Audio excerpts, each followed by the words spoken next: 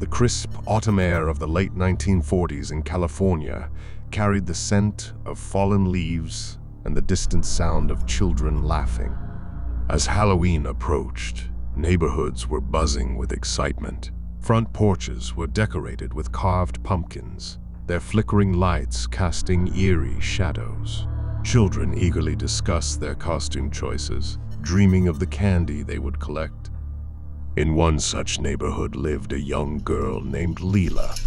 With her heart set on being a ballerina for Halloween, she had pleaded with her parents for a costume. Money was tight, and brand new costumes were a luxury they couldn't afford. However, wanting to see their daughter's eyes light up, Lila's parents decided to look for a second-hand costume. After searching various thrift stores, they stumbled upon a beautiful, gently used ballerina outfit.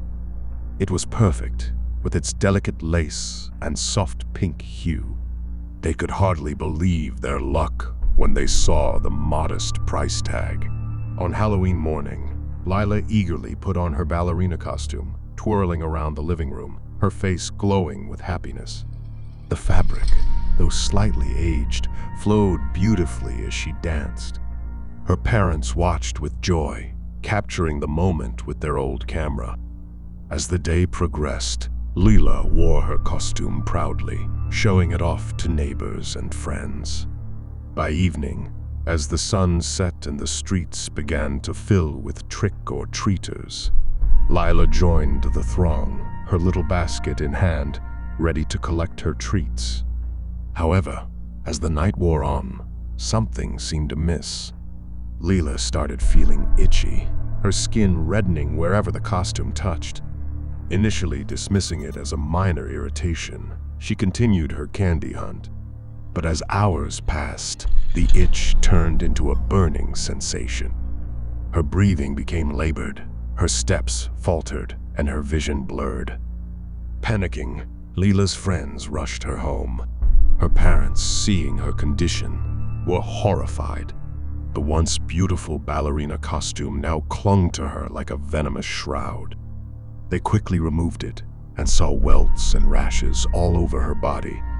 Her labored breathing filled the room with a heavy tension. Rushing her to the nearest hospital, doctors scrambled to understand the cause. After a series of tests, a grim discovery was made. The beautiful ballerina costume, which had brought so much joy in the morning, was treated with Flamicil, a highly toxic flame retardant. The chemical had reacted violently with Lila's skin, causing severe allergic reactions. Days turned into weeks as Lila battled for her life. The hospital room, filled with cards and flowers, became a testament to the community's support. Whispers filled the corridors, with many questioning how such a tragedy could occur. The news spread, leading to a public outcry. Parents were warned about the dangers of second-hand costumes, and regulations on the use of toxic chemicals in clothing became stricter. The thrift store, deeply regretful, cooperated fully with the investigation, though they had no knowledge of the chemical treatment. Miraculously, after weeks of intensive care, Leela began to recover. The physical scars faded, but the emotional ones remain. For her, Halloween was never the same.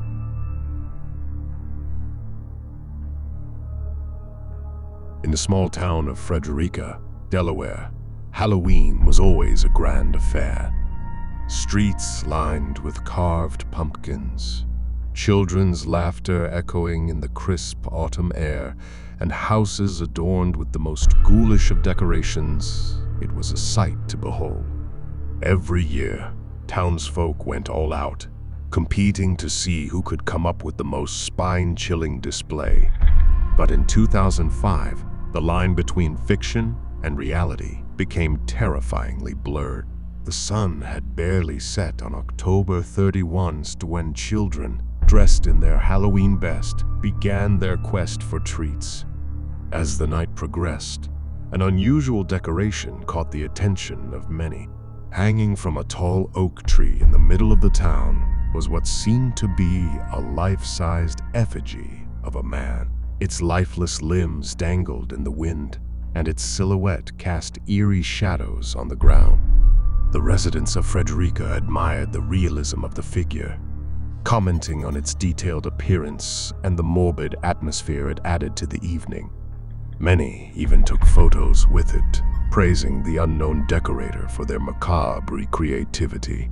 As dawn approached, most of the town's residents had retired for the night, their homes filled with the spoils of trick or treating.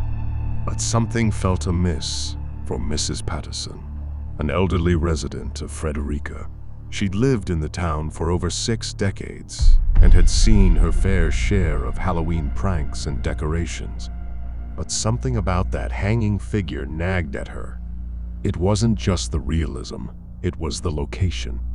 Why would someone hang a decoration from that particular tree, away from any house or party? Unable to shake her unease, Mrs. Patterson decided to take a closer look. With every step she took toward the tree, her heart raced faster. The soft glow of the streetlight revealed details she hadn't noticed before. The texture of the skin, the subtle sway of the body, the shoes that looked all too familiar. Panic surged through her as she realized that this wasn't a decoration at all. It was a real person. The police were alerted immediately, and the town was awakened to the horrifying truth. A decoration that had been the center of attention and admiration was, in fact, the body of a local man who had tragically taken his own life. The entire community was in shock. How could they have mistaken a real person for a mere decoration? Guilt and sorrow consumed many who had walked past, taken photos, or even made light-hearted comments about the realistic's Halloween prop. In time, the town slowly healed, but the memory of that fateful Halloween night remained etched in the minds of its residents. It served as a cautionary tale, not just for Frederica, but for towns and cities everywhere. It reminded people to be more observant, compassionate, and aware of the world around them, recognizing that sometimes reality can be far more terrifying than fiction.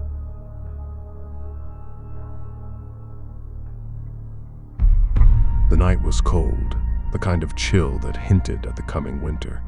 Children, dressed as witches, goblins, and superheroes, roamed the streets of Pasadena, Texas, their laughter echoing in the dark.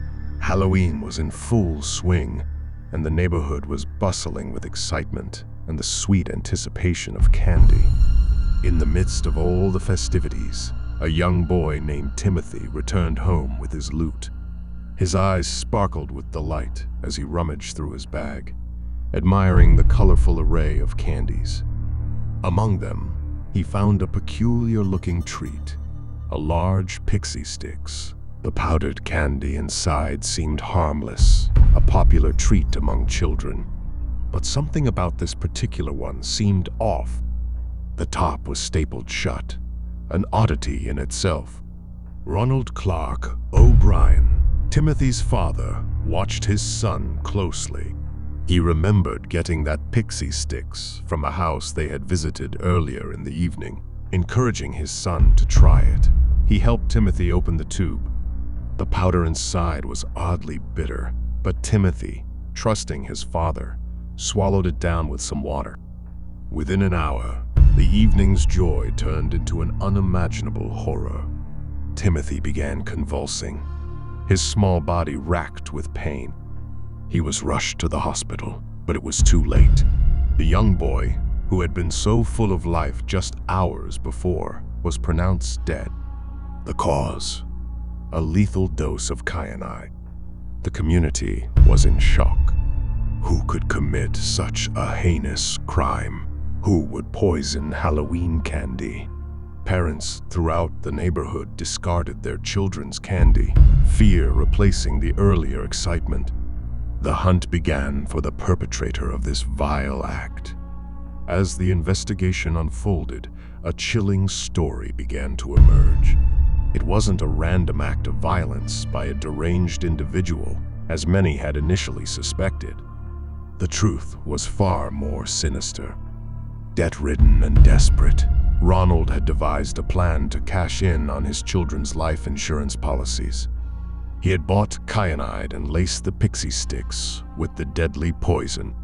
The intention was to make it look like a random act of candy tampering, thereby diverting any suspicion away from him. To make it even more believable, he had distributed poisoned pixie sticks to 4 other children, including his daughter. Thankfully, none of them consumed the tainted candy. When the truth came out, the community's horror was magnified. The act was not committed by an outsider, but by a father against his own son. Ronald Clark O'Brien was arrested, tried, and found guilty. A few years later, he was executed for his crime. The story of the Candyman, as he came to be known, spread far and wide. It became a cautionary tale, a grim reminder to parents everywhere about the importance of checking their children's Halloween candy. But more than that, it served as a chilling testament to the depths of human depravity, where even the most sacred of bonds, that between a parent and child, could be shattered by greed.